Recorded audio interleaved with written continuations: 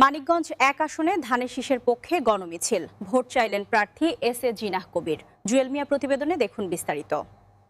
মানিকগঞ্জ ১ আসনের অন্তর্ভুক্ত ঘিওর, দৌলতপুর ও শিবালয় উপজেলায় ধানের শীষ প্রতীকের পক্ষে গণমিছিল অনুষ্ঠিত হয়েছে। এতে সংসদ সদস্য প্রার্থী এস এ জিনাহ কবির সাধারণ মানুষের কাছে ধানের শীষে ভোট প্রার্থনা করেন। গণমিছিলটি ঘিওরের তালুকনগর এলাকায় অনুষ্ঠিত হয়। মিছিলে স্থানীয় জনগণ স্বতঃস্ফূর্তভাবে অংশগ্রহণ করেন এবং ধানের শীষের পক্ষে বিভিন্ন স্লোগান দেন।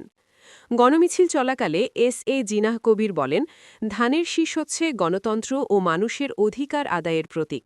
সবাইকে ঐক্যবদ্ধ হয়ে এই প্রতীকে ভোট দিয়ে দেশের পরিবর্তনে ভূমিকা রাখতে হবে। এই গণমিছিলের সার্বিক তত্ত্বাবধানে ছিলেন কুয়েত প্রবাসী এমারত খান। তিনি বলেন, প্রবাসী থেকেও দেশের মানুষের অধিকার ও গণতন্ত্র রক্ষার আন্দোলনে তারা পাশে থাকবেন। গণমিছিলে বিএনপি ও সহযোগী সংগঠনের নেতাকর্মী সহ বিভিন্ন শ্রেণী পেশার মানুষ অংশ নেন। বাংলাদেশ আর বাকি 3,50,000 হলো 20 বছর পরে সেই ফ্যামিলি কার্ডে কার্ড হলো 200 টাকা পুরনো সিস্টেম 4 লক্ষ পরিবারে করতে হবে।